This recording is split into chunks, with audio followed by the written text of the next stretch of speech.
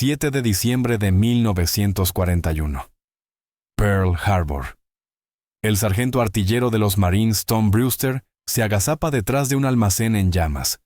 Su rifle apunta a un piloto japonés a 800 yardas que ametralla a los supervivientes indefensos en el agua empapada de petróleo. A través de su mira militar estándar, el blanco no es más que una mancha borrosa. Dispara de todos modos, fallo total. El piloto continúa su obra mortal, intocable a esa distancia. 3 meses después, en una estrecha óptica de Pittsburgh, un inmigrante alemán llamado John Unertel examina con creciente disgusto las obsoletas miras de la Primera Guerra Mundial que usan los marines. Las Lyman 5A apenas alcanzan las 400 yardas en un buen día.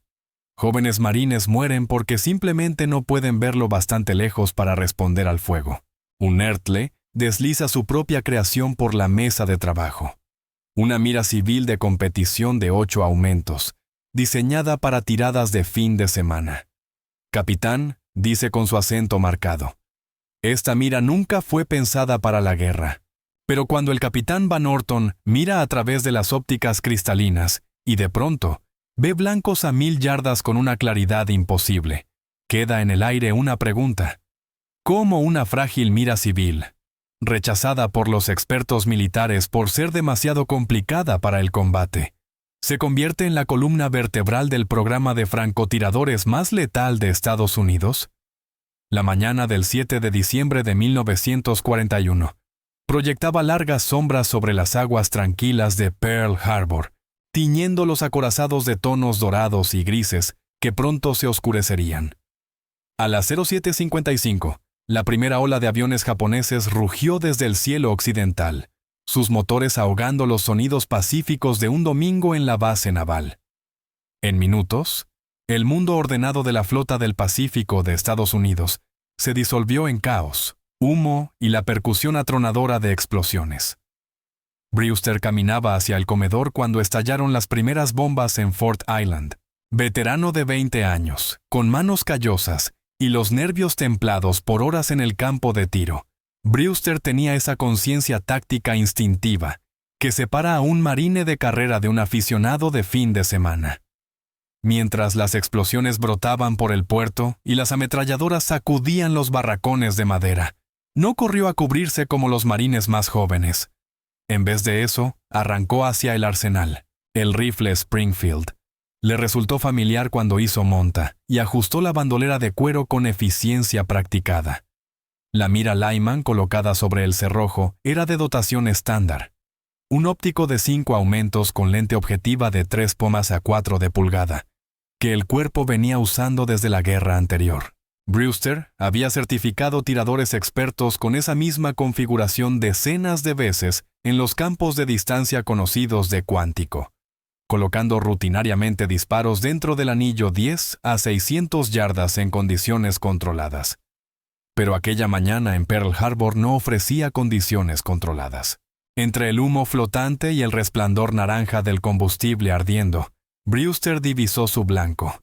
Un piloto japonés en un bombardero torpedero Nakajima B-5N Kate hacía una pasada baja sobre la bahía, sus ametralladoras chasqueando mientras apuntaba a los marineros que luchaban en el agua empapada de petróleo. Los heridos y moribundos salpicaban la superficie como muñecos rotos, sus uniformes blancos resaltando contra el negro del petróleo que lo cubría todo. El piloto inclinó la aeronave en un giro perezoso, preparándose para otra pasada sobre los indefensos. Brewster se tumbó en posición prono detrás de una barrera de hormigón, sus codos hallando apoyo firme en la superficie rugosa. La distancia al blanco se registró automáticamente en su mente. 800 yardas, tal vez 850. En circunstancias normales, con blancos a distancia conocida y munición de competencia, un disparo así sería difícil pero factible para un marine de su calibre. Pero no eran circunstancias normales.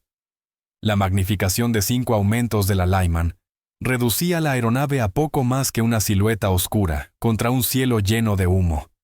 A 800 yardas, el propio piloto era invisible. solo una presencia teórica dentro de una máquina que se movía con propósito letal dentro del campo de visión limitado de Brewster. La retícula de la mira, diseñada para blancos estacionarios en campos bien cuidados, resultaba tristemente inadecuada para seguir un avión en movimiento cuya velocidad y dirección cambiaban con cada segundo. La respiración de Brewster se volvió lenta mientras su entrenamiento tomaba el control. Adelante al blanco. Compensa la distancia. Compensa la deriva transversal que llevaba el olor acre de los barcos ardiendo a través de la bahía. Su dedo encontró la resistencia familiar del gatillo. Ese punto preciso donde una onza más de presión enviaría la bala de 150 granos a 2.800 pies por segundo. El rifle retrocedió contra su hombro con un chasquido seco, que fue inmediatamente absorbido por la sinfonía mayor de destrucción que resonaba a través del puerto. A través de la mira, Brewster vio cómo su bala pasaba inofensivamente detrás del avión, un fallo limpio que se desvaneció en el caos sin causar efecto alguno. El piloto continuó su labor mortal, sus ametralladoras cosiendo líneas de muerte sobre el agua, donde los marineros estadounidenses luchaban por sus vidas contra un enemigo al que no podían alcanzar ni enfrentar eficazmente. Brewster introdujo otro cartucho, sus movimientos automáticos a pesar del amargo sabor del fracaso. La aeronave ahora viraba y ascendía hacia la relativa seguridad de la altitud, donde las armas ligeras estadounidenses no podían seguirla. En 30 segundos de respiración controlada y puntería cuidadosa, el marine aprendió una lección que perseguiría al cuerpo durante los primeros meses de la guerra en el Pacífico. Su equipo no estaba a la altura de las distancias a las que se libraba el combate moderno. 3 meses después, la guerra había pasado de ser un ataque sorpresa a una agotadora campaña de salto de islas, donde la puntería individual podía significar la diferencia entre el éxito de la misión y el fracaso catastrófico. En el cuartel general del Cuerpo de Marines en Washington, los informes de bajas llegaban a diario desde lugares con nombres como Wake Island, Bataan y Guadalcanal. Los jóvenes marines, entrenados en técnicas de tiro a distancia conocida en campos de práctica en tiempos de paz, descubrían que los francotiradores japoneses tenían siempre mayor alcance, eliminando a las fuerzas estadounidenses desde posiciones que su equipo actual simplemente no podía alcanzar con eficacia. El capitán George O. Van Orton, del Consejo de Equipamiento del Cuerpo de Marines, comprendía estas limitaciones con la claridad que da la experiencia personal. Tirador competitivo que había ganado múltiples campeonatos en Camp Perry, Van Orton combinaba la precisión analítica de un ingeniero con la sabiduría práctica de un oficial de combate que había probado personalmente cada pieza de equipo que recomendaba. Las paredes de su oficina mostraban los certificados y trofeos de una carrera de tiro que abarcaba 2 décadas. Pero los informes que cruzaban su escritorio contaban una historia distinta sobre la capacidad de puntería estadounidense en condiciones de combate. El viaje a Pittsburgh aquella fría mañana de febrero representaba mucho más que una simple evaluación de equipo. Van Orton cargaba con el peso de las crecientes bajas y con la certeza de que las fuerzas estadounidenses luchaban con herramientas obsoletas contra un enemigo que comprendía el valor táctico de una óptica superior.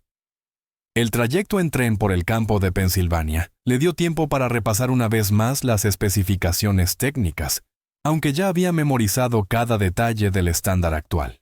La mira Lyman 5A representaba el estado de la óptica militar estadounidense en 1942, un diseño fiable y robusto que ofrecía un rendimiento adecuado en las condiciones controladas para las que se había desarrollado. Su aumento de 5 veces proporcionaba suficiente resolución para disparos a distancia conocida de hasta 600 yardas. La lente objetiva de 3/4 de pulgada recogía suficiente luz para una visibilidad clara en condiciones óptimas. Los mecanismos de ajuste internos eran simples y resistentes, diseñados para soportar el trato brusco que inevitablemente recibía el equipo militar. Pero ese rendimiento adecuado bajo condiciones controladas resultaba insuficiente frente a las realidades del teatro del Pacífico, donde las distancias de combate superaban regularmente las 800 yardas, y las condiciones ambientales ponían a prueba toda suposición sobre la fiabilidad del equipo. Van Orton había leído suficientes informes posteriores a combate para entender que el entrenamiento de puntería estadounidense era excelente, pero que el equipo óptico fallaba a los marines que dependían de él. La pequeña tienda óptica de Liberty Avenue no llamaba la atención desde la calle. Un modesto local encajado entre una ferretería y una charcutería, en un vecindario donde artesanos inmigrantes habían perfeccionado sus oficios durante generaciones. Pero dentro, John Unertel padre había estado revolucionando silenciosamente la óptica de precisión, con la misma atención metódica al detalle que había hecho de la manufactura alemana, sinónimo de calidad en todo el mundo. La carta de rechazo llegó un martes por la mañana a fines de la primavera de 1942, entregada por un mensajero a las oficinas del Consejo de Equipamiento del Cuerpo de Marines en Washington, con la eficiencia burocrática característica de la correspondencia militar en tiempos de guerra. El capitán George O. Van Orton leyó los párrafos cuidadosamente redactados 2 veces antes de dejar el documento a un lado, con la mandíbula tensándose ante cada negativa meticulosa. La firma del coronel William Sterling aparecía al final en tinta gruesa, seguida del sello oficial que convertía la recomendación en política con una autoridad administrativa definitiva. Cualquier nuevo sistema de fusil de francotirador se basará en la probada plataforma Springfield M1903, declaraba la carta con seguridad burocrática. La propuesta del Winchester modelo 70 carece de suficientes pruebas de campo en condiciones de combate para justificar su adopción durante operaciones en curso. No cambiamos de caballo a mitad del río. La decisión reflejaba un pensamiento institucional que priorizaba los sistemas probados sobre las soluciones innovadoras. Un enfoque conservador que valoraba la fiabilidad por encima de las mejoras en el rendimiento. En Camp Lejeune, Carolina del Norte, el programa de evaluación de 3 meses había producido datos que contaban una historia distinta. Los armeros de los Marines realizaron pruebas exhaustivas tanto del Winchester modelo 70 como de los Springfield M1903 modificados, ambos equipados con la mira civil de 8 aumentos de John Unertel. Los resultados eran extraordinarios según cualquier estándar de precisión militar. Grupos constantes de 3,5 pulgadas a 600 yardas con munición de competencia, una precisión subminuto de ángulo, que superaba las especificaciones militares existentes por amplios márgenes. El sargento mayor Bill Harrison había supervisado gran parte de las pruebas con el ojo escéptico de un instructor de campo que había visto cómo el equipo sofisticado fallaba bajo el estrés del uso real. 20 años de servicio en los Marines le habían enseñado a desconfiar de los mecanismos complicados, especialmente cuando serían mantenidos por marines de 19 años operando bajo condiciones de combate, donde los procedimientos de limpieza adecuados competían con la simple necesidad de sobrevivir. Los mandos de ajuste externos y el sistema de montaje deslizante de la mira Unertel representaban exactamente el tipo de complejidad que ponía nerviosos a los suboficiales experimentados. «Este artefacto tiene más piezas móviles que un reloj de bolsillo», murmuró Harrison mientras examinaba los micrómetros de la mira durante una inspección matutina. El marine a su lado, el cabo James Mitchell, oriundo de la zona rural de Kentucky, asintió en silencio mientras limpiaba cuidadosamente la lente objetiva con un trozo de paño suave. Su experiencia como cazador lo convertía en un candidato natural para el entrenamiento de francotiradores, pero su familiaridad con equipos simples y confiables también lo hacía desconfiar del aspecto delicado de aquella mira. El clima durante el periodo de pruebas era típico de la costa de Carolina del Norte. Húmedo, impredecible y duro con el equipo de precisión. Cuando comenzó a llover durante una importante prueba de precisión, tanto Harrison como Mitchell observaron con preocupación cómo la humedad se acumulaba sobre las superficies externas de la mira. En cuestión de horas, los delicados mecanismos de ajuste comenzaron a atascarse, requiriendo limpieza y lubricación meticulosas antes de poder recuperar su funcionamiento normal. De vuelta en Pittsburgh, John Unertel padre recibía informes detallados de cada falla del equipo con la atención metódica de un artesano que comprendía que la perfección existía solo en teoría, no en las condiciones de campo donde sus miras finalmente servirían.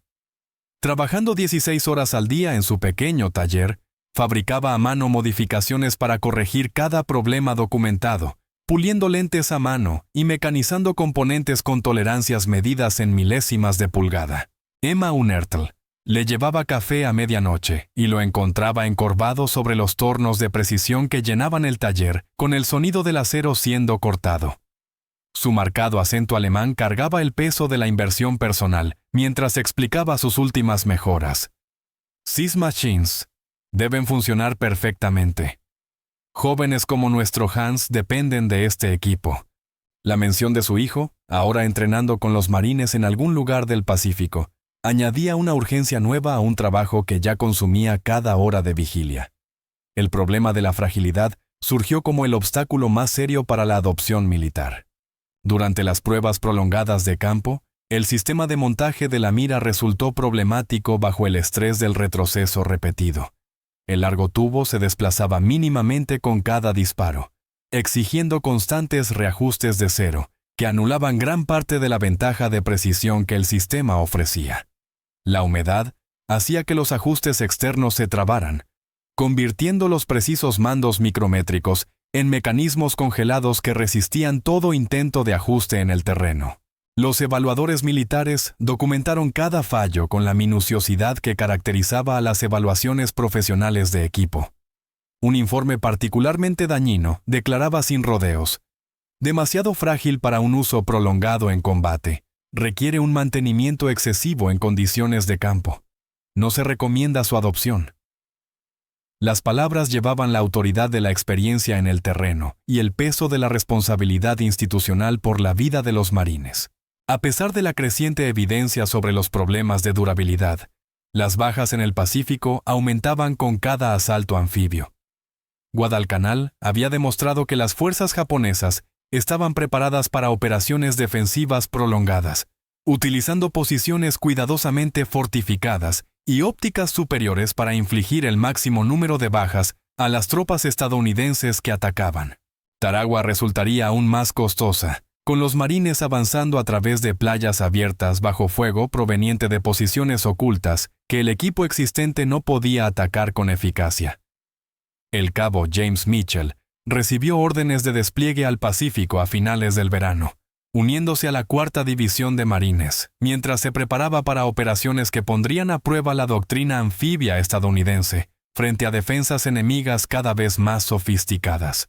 Su última carta a casa, dirigida a su madre en Kentucky, reflejaba la mezcla de confianza y ansiedad típica de los jóvenes marines antes de su primer combate. «Mamá, esta nueva mira es otra cosa. Puedo ver las hojas individuales de los árboles a 600 yardas. Se siente como hacer trampa». Los primeros modelos de producción comenzaron a llegar a las unidades de marines a finales de 1942. Cada rifle se empaquetaba cuidadosamente en cajas de madera con instrucciones detalladas de mantenimiento y equipo de limpieza especializado. Los rifles M1903A1 National Match, seleccionados para el programa de francotiradores, representaban armas de precisión originalmente construidas para competiciones en Camp Perry. Sus cerrojos pulidos estaban pavonados para evitar reflejos que pudieran delatar la posición del francotirador ante los observadores enemigos. Las especificaciones técnicas reflejaban el compromiso entre la precisión civil y la durabilidad militar. Cada mira ofrecía una ampliación de 8 aumentos a través de una lente objetiva de 1,5 pulgadas, casi el doble de la capacidad de captación de luz de las ópticas militares existentes. El alcance efectivo superaba las 800 yardas en condiciones óptimas, representando una mejora del 60% respecto a las capacidades anteriores. El sistema de montaje fijaba la mira a los rifles M1903A1 mediante bloques mecanizados que proporcionaban puntos de sujeción sólidos, permitiendo además su desmontaje en el campo cuando fuera necesario. Los primeros informes de combate de mediados de 1943 ofrecieron un panorama alentador sobre la efectividad del sistema en el campo de batalla. Francotiradores de los marines que operaban en Tarawa reportaron enfrentamientos exitosos a distancias superiores a las 800 yardas, distancias que hasta entonces se consideraban zonas seguras para el movimiento enemigo. Las fuerzas japonesas, acostumbradas a operar fuera del alcance de las armas ligeras estadounidenses, se encontraron vulnerables en distancias que antes consideraban tácticamente seguras. Pero los informes alentadores fueron seguidos por evaluaciones devastadoras de las unidades que operaban en los entornos selváticos y húmedos que caracterizaban gran parte del teatro del Pacífico. El informe posterior al combate de la Primera División de Marines desde Cabo Gloucester fue brutalmente directo.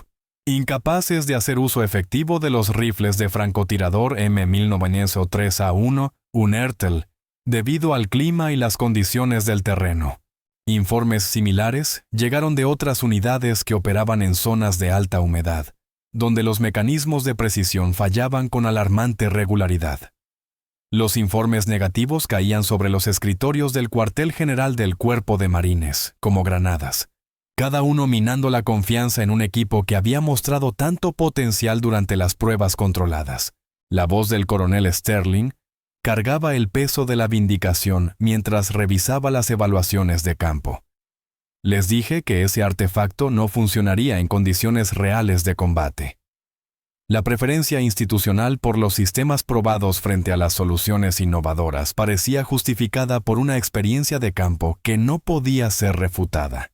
La decisión de continuar no nació de la confianza en el equipo, sino de la desesperación generada por las crecientes bajas en todo el teatro del Pacífico. A finales de 1943, los comandantes de marines enfrentaban las duras matemáticas de la guerra anfibia. Cada asalto mayor resultaba en miles de bajas estadounidenses, muchas infligidas por francotiradores enemigos que operaban a distancias donde el equipo norteamericano no podía responder eficazmente. El imperativo estratégico de mantener el impulso ofensivo contra las fortificaciones japonesas exigía soluciones, incluso imperfectas, que implicaban riesgos operativos significativos. El capitán Van Orton recibió autorización para proceder con una adquisición limitada, pero las condiciones adjuntas a la decisión reflejaban el escepticismo institucional sobre la viabilidad del sistema Unertel en el campo de batalla. Cada mira sería entregada con protocolos de mantenimiento detallados desarrollados específicamente para ambientes de alta humedad. Estuches especiales de transporte hechos de marta resistente a la humedad protegerían los delicados mecanismos durante el traslado. Y lo más crítico, las miras se montarían exclusivamente en los rifles M1903A1 National Match, armas de precisión cuya exactitud inherente podía maximizar las ventajas que proporcionaba el sistema óptico. John Unertel, padre, comprendía que esa era su última oportunidad para demostrar que la ingeniería de precisión civil podía servir eficazmente a las necesidades militares. Trabajando día y noche en su taller de Pittsburgh, implementó modificaciones diseñadas para resolver cada fallo documentado en las pruebas de campo. Los tubos de la mira recibieron un sellado interior adicional para impedir la infiltración de humedad. Los mecanismos de ajuste externos se rediseñaron con componentes más grandes y robustos, capaces de funcionar incluso cuando estuvieran contaminados con arena o spray salino. Y cada lente se probó individualmente bajo condiciones de combate simuladas que incluían extremos de temperatura y niveles de humedad típicos de las operaciones en el Pacífico. El objetivo de producción de 2.800 miras representó una empresa enorme para una pequeña compañía óptica que hasta entonces se había centrado en equipos de tiro civil. Emma Unertel gestionó la expansión del negocio con silenciosa eficiencia, contratando más artesanos y organizando los calendarios de producción para equilibrar las tendencias perfeccionistas de su marido con los requisitos de entrega militar.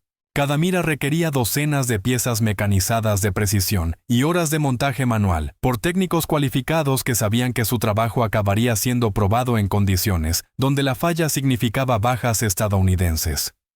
Los rifles M1903A1 seleccionados para el programa de francotiradores fueron sometidos a extensas modificaciones para asegurar la compatibilidad con el sistema de montaje Unertle. Los armeros del Cuerpo de Marines, en el Philadelphia Navy Yard, desarrollaron procedimientos especializados para instalar los bloques de montaje, mecanizando el cerrojo de cada rifle, a tolerancias precisas que mantuvieran el cero tras usos repetidos. Los cerrojos pulidos, característicos de los rifles National Match, se pavonaron cuidadosamente para eliminar superficies reflectantes que pudieran delatar la posición del francotirador ante observadores enemigos. Los mecanismos de disparo se ajustaron para proporcionar liberaciones nítidas y consistentes que complementaran las capacidades de precisión del sistema óptico. El cabo James Mitchell recibió su rifle asignado a principios de 1944, mientras entrenaba con la 4ª División de Marines en Camp Pendleton, California. El número de serie 1464 llevaba las marcas de la Springfield Armory y el acabado meticuloso que distinguía a las armas National Match de los fusiles de infantería estándar. La mira Unertl, montada sobre la acción, representaba la culminación de meses de trabajo de desarrollo. Su aumento de 8 veces y sus ópticas cristalinas ofrecían una resolución de objetivo que superaba todo lo que Mitchell había experimentado antes. El programa de entrenamiento desarrollado para el sistema Unertl enfatizaba los procedimientos de mantenimiento tanto como la técnica de tirador.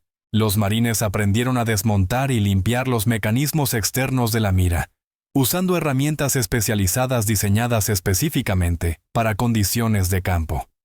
La protección contra la humedad se convirtió en una habilidad crítica, con instrucciones detalladas sobre el uso adecuado de cubiertas protectoras y materiales desecantes que podían prevenir las fallas relacionadas con la humedad que habían aquejado las pruebas anteriores. Cada francotirador debía demostrar competencia en el mantenimiento de la mira antes de ser certificado para operaciones de combate.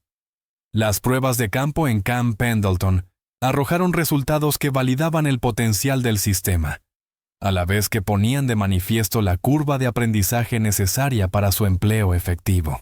Bajo las condiciones secas de California, las miras modificadas funcionaron a la perfección, ofreciendo precisión subminuto de ángulo, a distancias que se extendían mucho más allá de las 800 yardas.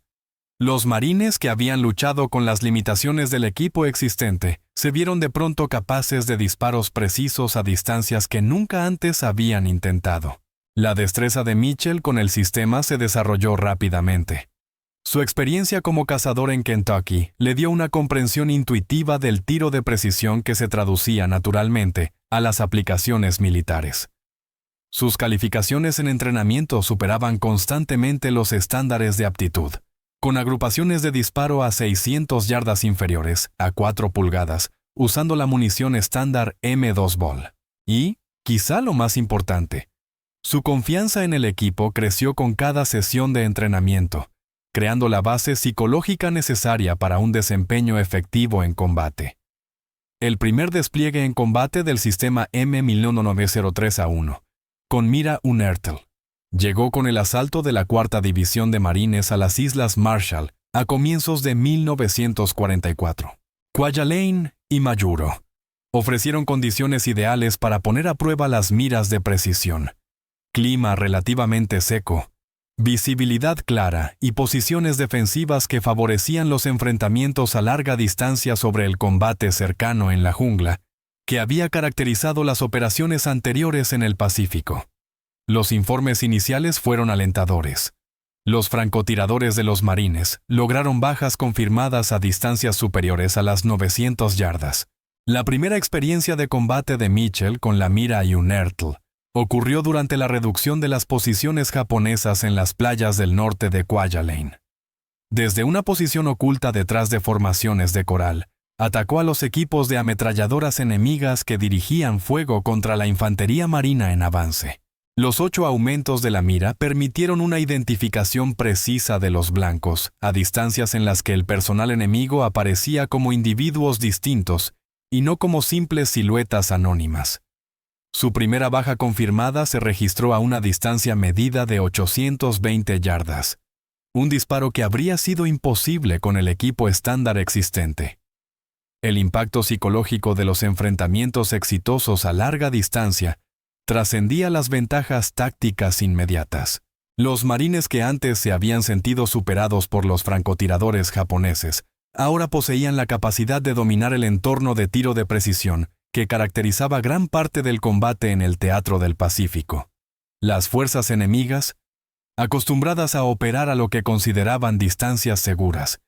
Se encontraron vulnerables al fuego estadounidense en rangos que nunca antes habían experimentado.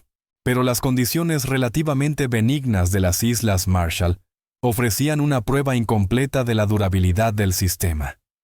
El siguiente gran despliegue llegaría con el asalto a Saipán, donde la humedad tropical y el polvo de coral característico de la guerra en cuevas pondrían a prueba cada supuesto sobre la fiabilidad del equipo.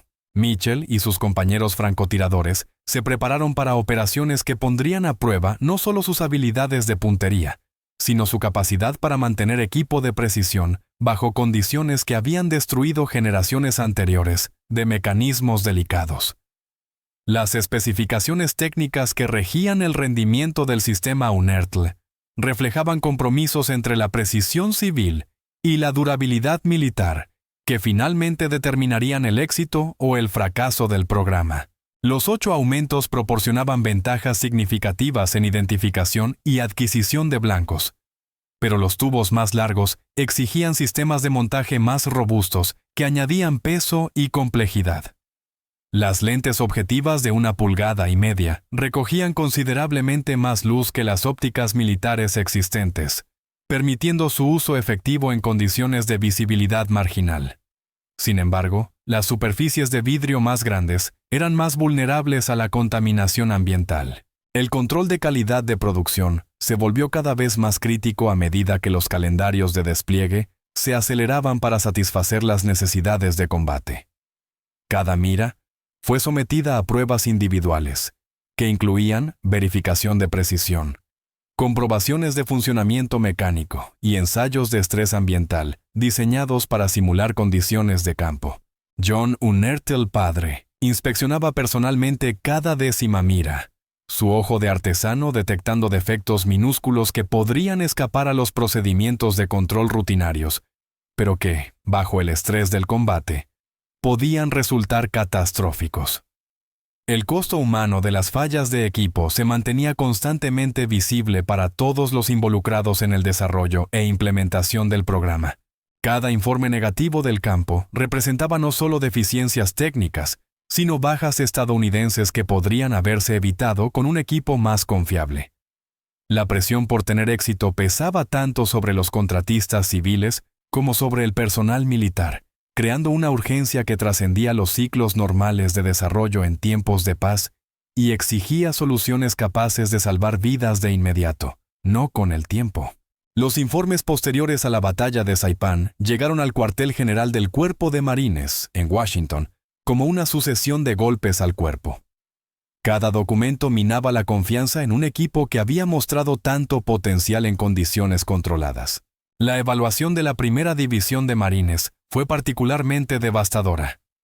Los rifles de francotirador M1903A1, con mira Unertl, resultaron ineficaces debido a las condiciones ambientales y a los requerimientos de mantenimiento que superaban las capacidades en el terreno.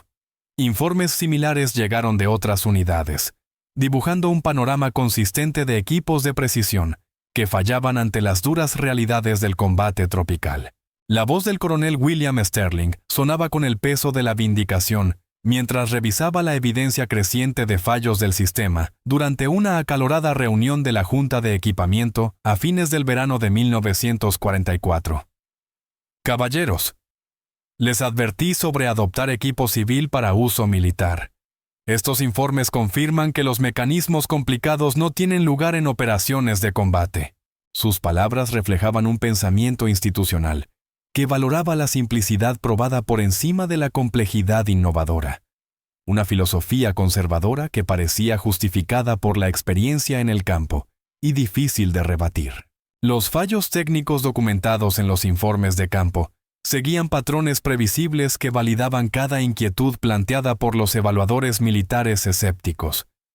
La infiltración de humedad provocaba que los elementos ópticos se empañaran, dejando las miras inútiles durante enfrentamientos críticos. El polvo de coral, fruto de la guerra en cuevas, invadía los mecanismos de ajuste externos hasta que se atascaban por completo. Y, quizá lo más dañino, los sistemas de montaje se aflojaban con el retroceso sostenido, requiriendo reajustes constantes del cero que anulaban las ventajas de precisión para las que el sistema había sido diseñado. La experiencia personal del cabo James Mitchell encarnó el coste humano de las fallas de equipo en condiciones de combate. Durante los encarnizados combates por las cumbres centrales de Saipán, su mira Unertel falló precisamente en el momento en que la capacidad de tiro de precisión era más necesaria. Un francotirador japonés, situado en un complejo de cuevas, había estado apuntando sistemáticamente a los líderes de escuadra de los marines, causando bajas que rompían la cohesión de las unidades y ralentizaban el avance a través de un terreno favorable a las defensas. Mitchell había identificado la posición enemiga mediante observación paciente, anotando los fogonazos del cañón que revelaban la ubicación del tirador a aproximadamente 400 yardas, a través de un valle lleno de humo y polvo por un bombardeo de artillería en curso. La distancia del enfrentamiento entraba dentro de las capacidades de su M-3A1, usando miras abiertas, pero la naturaleza oculta del blanco exigía magnificación óptica para colocar con precisión el disparo a través de la estrecha abertura, que era la única vulnerabilidad del francotirador enemigo. Mientras Mitchell se preparaba para disparar, colocado tras un grupo de rocas volcánicas, la lente objetiva de la mira se empañó por completo. El aire tropical húmedo condensó en la superficie de cristal más rápido de lo que podía evaporarse con el calor opresivo. Los intentos de limpiar la lente siguiendo los procedimientos aprobados resultaron inútiles, pues la humedad continuó acumulándose a pesar del esmero que ponía en los protocolos de mantenimiento. Los mandos externos de ajuste, cubiertos por el fino polvo de coral que había infiltrado todo el equipo tras semanas de guerra en cuevas, se negaron a moverse pese a la aplicación de los lubricantes especificados en los manuales técnicos. Forzado a participar usando las miras abiertas a una distancia donde la colocación precisa del disparo era crítica, Mitchell disparó 3 rondas cuidadosamente apuntadas hacia la abertura de la cueva donde los fogonazos habían delatado la posición enemiga. El francotirador japonés respondió de inmediato. Una bala impactó la cubierta protectora de Mitchell, desparramándole fragmentos de roca, y una segunda ronda alcanzó carne y hueso, atravesándole el hombro izquierdo con el crujido característico de un impacto a alta velocidad. La agria transmisión por radio de Mitchell a su comandante de compañía reflejó la frustración compartida por marines en todo el teatro del Pacífico, que habían recibido promesas de equipo revolucionario, y en la práctica, obtuvieron mecanismos delicados que fallaban bajo el estrés del combate. Esto es más frágil que la porcelana de mi abuela. Solicito permiso para usar el fusil estándar por el resto de la operación. Las palabras encerraban decepción personal y rabia táctica que trascendían la experiencia individual, representando la desilusión colectiva de marines que se habían entrenado extensamente con un equipo que resultó poco fiable cuando sus vidas dependían de él. De vuelta en Pittsburgh, John Unertel padre recibió los devastadores informes de campo con la atención metódica de un artesano, que comprendía que cada fallo documentado no era solo un defecto técnico, sino bajas estadounidenses que podrían haberse evitado con un diseño más robusto.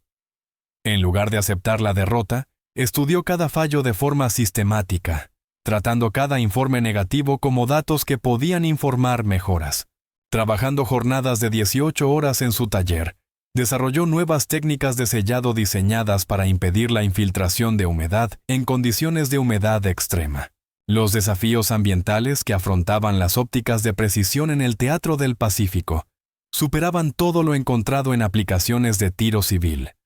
Los niveles de humedad superaban regularmente el 90%, creando condiciones en las que las superficies metálicas se corroían con rapidez y los elementos ópticos se empañaban pese a los recubrimientos protectores. El polvo de coral tenía propiedades abrasivas que desgastaban los acabados y contaminaban los mecanismos engrasados más rápido de lo que el mantenimiento de campaña podía remediarlo. Y la bruma salina de las operaciones anfibias añadía problemas de corrosión que atacaban sin piedad tanto componentes de acero como de latón. Los armeros marinos en el Pacífico comenzaron a desarrollar modificaciones no autorizadas basadas en la experiencia de campo que los manuales técnicos no podían prever. En el Philadelphia Navy Yard, técnicos especializados trabajaron con veteranos de combate para identificar soluciones prácticas de protección ambiental que iban más allá de las especificaciones oficiales. La brecha entre el diseño del equipo y la realidad operacional creó oportunidades para la innovación que los sistemas burocráticos de adquisición no podían resolver por las vías normales. El avance que finalmente reivindicaría al sistema inertal vino de una fuente inesperada. El sargento de marines, Robert Chen, que operaba con la Tercera División de Marines en Okinawa, desarrolló técnicas de campo para proteger su mira de precisión durante el transporte y el almacenamiento que mejoraron significativamente la fiabilidad en condiciones de combate. Usando seda japonesa recuperada y la inventiva de un marine, creó fundas antihumedad que podían desplegarse y retirarse con rapidez según exigiera la situación táctica. El sistema de protección improvisado de Chen le permitió mantener su mira inertle en condiciones funcionales a lo largo de los brutales combates por las posiciones defensivas del sur de Okinawa. Su historial de bajas reflejó el potencial del sistema cuando se mantenía correctamente. 23 bajas enemigas confirmadas a distancias medias superiores a las 700 yardas. Más importante aún, su éxito demostró que el equipo podía funcionar de forma fiable cuando los operadores comprendían y se adaptaban a sus limitaciones ambientales, en lugar de esperar que se comportara como alternativas más simples y robustas. Las ventajas tácticas proporcionadas por los enfrentamientos exitosos a larga distancia se hicieron evidentes para los comandantes de marines, que presenciaron la efectividad del sistema en condiciones óptimas. Las dotaciones de ametralladoras enemigas que habían dominado posiciones defensivas mediante campos de fuego superiores se vieron vulnerables frente al tiro de precisión a distancias que antes consideraban seguras. Los francotiradores japoneses que previamente habían superado en alcance a las fuerzas americanas descubrieron que sus posiciones ocultas podían ser identificadas y atacadas con precisión devastadora cuando las condiciones atmosféricas favorecían el rendimiento óptico. Pero estos éxitos aislados ocurrieron sobre un telón de fondo de fallos sistemáticos que minaban la confianza en la viabilidad global del programa. Por cada Chen que alcanzaba resultados notables, gracias a una disciplina de mantenimiento excepcional, docenas de otros marines luchaban con equipos que fallaban en momentos críticos. La realidad estadística de las operaciones de combate exigía porcentajes de fiabilidad que el sistema inertle, pese a sus ventajas teóricas, no podía ofrecer de forma constante en condiciones de campo. Comenzaron a circular órdenes por las unidades de marines en el Pacífico para ir retirando progresivamente los rifles de francotirador M19SO3A1, inertle, en favor de alternativas más robustas. La decisión reflejaba prioridades institucionales que valoraban la mediocridad consistente sobre el rendimiento excepcional, que venía acompañado de riesgos de fiabilidad inaceptables. Los marines que habían invertido meses en aprender las complejidades del sistema se vieron obligados a reentrenarse con equipos más simples, de menos prestaciones pero mayor durabilidad en condiciones adversas. El coste humano de esta transición excedía las consideraciones tácticas y abarcaba el impacto psicológico en los marines, que habían conocido las capacidades del sistema en circunstancias favorables. Mitchell, recuperándose de la herida en el hombro en un hospital de campaña en Saipan, expresó la amarga desilusión que sentían muchos francotiradores que comprendían lo que estaban perdiendo. Dame equipo que funcione el 70% del tiempo antes que equipo perfecto el 10% del tiempo. Los marines muertos no se benefician de ventajas teóricas. La guerra olvidada comenzó con equipo olvidado. Cuando las fuerzas norcoreanas cruzaron el paralelo 38 en junio de 1950, el cuerpo de marines se encontró desesperadamente falto de capacidad de tiro de precisión. Años de recortes presupuestarios posteriores a la guerra habían reducido los programas de francotiradores a esqueletos de entrenamiento guardados en almacenes por todo Estados Unidos. Cientos de rifles M1903A1, equipados con miras inertle, descansaban en depósitos cubiertos de cosmolina. Sus fallos en la guerra anterior, aparentemente confirmando la creencia institucional de que los equipos civiles delicados eran incompatibles con las exigencias militares. La resurrección de aquel sistema desacreditado no se produjo por decisión política deliberada, sino por pura necesidad práctica, nacida de recursos limitados y exigencias operativas urgentes. Las unidades de marines desplegadas en Corea carecían de suficientes rifles de francotirador modernos para cumplir los requisitos tácticos, lo que obligó a los intendentes a distribuir cualquier equipo de precisión que quedara disponible en los depósitos. Las mismas miras que habían fallado en las junglas húmedas del Pacífico fueron enviadas ahora a una península cuyas condiciones ambientales resultarían drásticamente diferentes. El terreno montañoso y seco de Corea creó un entorno operativo que jugaba a favor de las fortalezas del sistema UNERTL, en lugar de exponer sus vulnerabilidades ambientales. Las condiciones atmosféricas claras y estables que predominaban en gran parte de la península permitían aprovechar al máximo los 8 aumentos y la excelente captación de luz de la mira. Las distancias de enfrentamiento, que superaban con frecuencia las 800 yardas, favorecían la óptica de precisión por encima de las alternativas más simples y de corto alcance que habían sustituido al sistema UNERTL en las últimas operaciones del Pacífico durante la Segunda Guerra Mundial. El cabo Robert Williams recibió su rifle M1903A1 UNERTL, asignado en el perímetro de Busan en agosto de 1950, mirando el equipo con el escepticismo heredado de marines veteranos que habían experimentado sus fallos en combates anteriores. La mira llevaba las marcas de fabricación del taller de John UNERTL en Pittsburgh.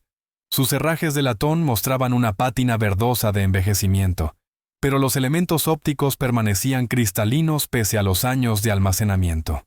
La experiencia de Williams como cazador en Kentucky le daba familiaridad con los principios del tiro de precisión, aunque la magnificación de 8 aumentos superaba todo lo que había usado antes. El periodo de entrenamiento en Busan le permitió descubrir capacidades que hasta entonces habían sido teóricas más que prácticas durante el problemático despliegue del sistema en el Pacífico. Bajo las condiciones secas de Corea, los mecanismos externos de ajuste funcionaban con precisión mecánica, permitiendo configuraciones repetibles para múltiples distancias. El sistema de montaje mantenía la estabilidad del cero a lo largo de cientos de disparos, eliminando la necesidad constante de reajuste que había plagado al sistema en ambientes tropicales húmedos. Más importante aún, la claridad óptica permanecía constante durante sesiones de tiro prolongadas, sin los problemas de empañamiento que habían vuelto inútiles las miras durante enfrentamientos críticos en el Pacífico. La primera baja confirmada de Williams con el sistema UNERTL ocurrió durante las operaciones defensivas en torno al perímetro de Busan a principios de septiembre de 1950. Un francotirador norcoreano, apostado en la colina 207, había estado atacando sistemáticamente a las dotaciones de ametralladoras de los marines, causando bajas que comprometían posiciones defensivas cruciales para mantener la integridad del perímetro. La posición enemiga, identificada mediante observación paciente a una distancia medida de 940 yardas, exigía una colocación precisa del disparo a través de una estrecha abertura entre formaciones rocosas, la única vulnerabilidad del tirador enemigo. El enfrentamiento ejemplificó las capacidades del sistema en condiciones óptimas.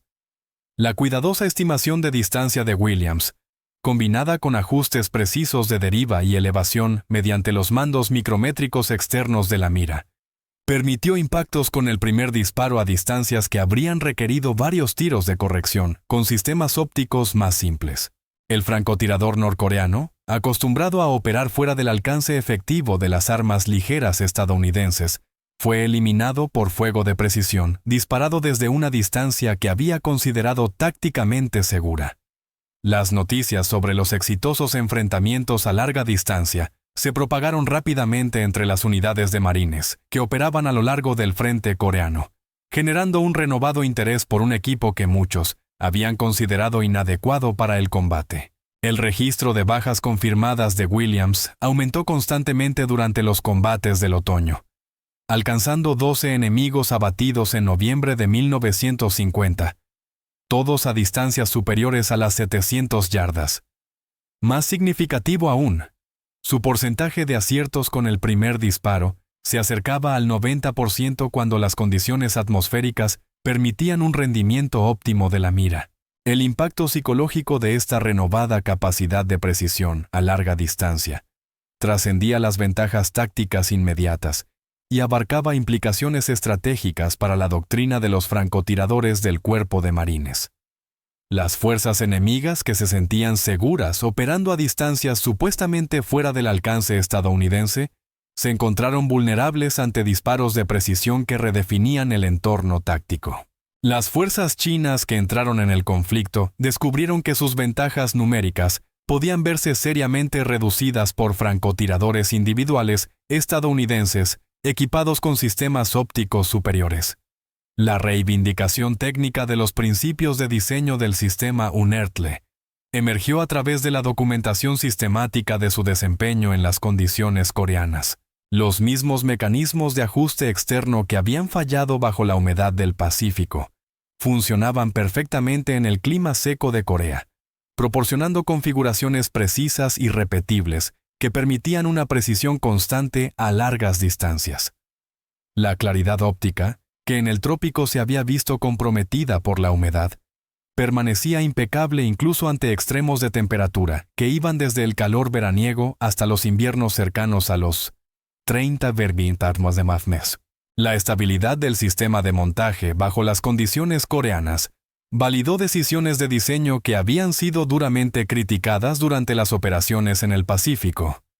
Los bloques de montaje, mecanizados con precisión y correctamente instalados, ofrecían una fijación sólida que mantenía el cero, incluso tras miles de disparos. Los tubos largos, considerados torpes en la guerra de jungla, resultaron ventajosos en terrenos montañosos, donde las distancias de ocultamiento permitían un uso efectivo de sistemas ópticos extendidos. El disparo récord de Williams, a 1.200 yardas, tuvo lugar durante los duros combates en torno a Seúl a comienzos de 1951. Un francotirador chino, oculto en una fábrica bombardeada, había estado apuntando a los observadores de artillería de los marines, impidiendo la coordinación necesaria para neutralizar puntos fuertes enemigos. La distancia extrema exigía un cálculo cuidadoso de la caída del proyectil y la deriva del viento, factores que los precisos mecanismos de ajuste de la mira Unertle podían compensar cuando las condiciones atmosféricas se mantenían estables. El disparo, efectuado desde una posición oculta entre las ruinas de un barrio residencial, impactó en el torso superior del enemigo a una distancia que estableció nuevos estándares para la capacidad de tiro de precisión de los marines. El análisis posterior al enfrentamiento confirmó la distancia mediante mediciones trianguladas, proporcionando una documentación que influiría en la doctrina de entrenamiento de francotiradores durante décadas. El combate demostró que los sistemas Unertle, correctamente mantenidos, podían ofrecer fuego de precisión a distancias cercanas a los límites teóricos del rendimiento balístico del cartucho .30 Su-06. El sargento James Mitchell, ahora instructor en la Escuela de Francotiradores de los Marines en Cuántico, recibió los informes de los éxitos en Corea con emociones encontradas que reflejaban su relación compleja con el sistema Unertle. Su experiencia en la Segunda Guerra Mundial le había enseñado la amarga lección de los fallos del equipo en momentos críticos. Pero los resultados en Corea sugerían que los problemas del Pacífico se debieron más a factores ambientales que a defectos de diseño fundamentales. John Unertle hijo, que asumió el control del negocio familiar tras la muerte de su padre en 1951, visitó instalaciones del Cuerpo de Marines para recopilar opiniones de los francotiradores que habían usado el sistema en combate. Las conversaciones revelaron lecciones importantes sobre la relación entre el diseño del equipo y el entorno operativo, lecciones que orientarían futuros desarrollos. La evaluación de Mitchell fue, como siempre, directa. La mira de su padre me salvó la vida más veces de las que falló. Solo tuvimos que aprender a usarla correctamente. La Guerra de Corea proporcionó el ensayo de campo prolongado que el despliegue apresurado de la Segunda Guerra Mundial no había permitido. Bajo condiciones ambientales adecuadas, con procedimientos de mantenimiento correctos y una instrucción apropiada, el sistema Unertle ofreció una capacidad de tiro de precisión que superó ampliamente a las alternativas existentes. La vindicación no llegó por rehabilitación burocrática, sino por desempeño documentado en el campo de batalla, estableciendo nuevos estándares para la eficacia de los francotiradores estadounidenses. Las lecciones aprendidas en Corea resultarían proféticas para la reivindicación definitiva del sistema en Vietnam, donde las condiciones ambientales, similares a las del Pacífico, volverían a poner a prueba la fiabilidad del equipo. Pero para entonces, tanto el material como los marines que lo utilizaban habrían evolucionado, adaptándose a las características del sistema en lugar de esperar que se comportara como alternativas más simples. La idea imposible finalmente había encontrado la combinación adecuada de condiciones y comprensión necesarias para que su potencial se realizara por completo.